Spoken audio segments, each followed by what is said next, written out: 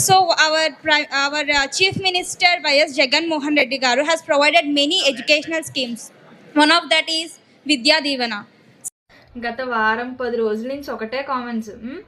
ఏమనంటే ఇలాగా జగన్ మామయ్య నీకు ఎంత డబ్బులు వేశారు, పేడ్ ప్రమోషన్ చేసావు కదా, స్పీచ్ ఇచ్చావు కదా, అది ఇది అని చెప్పి.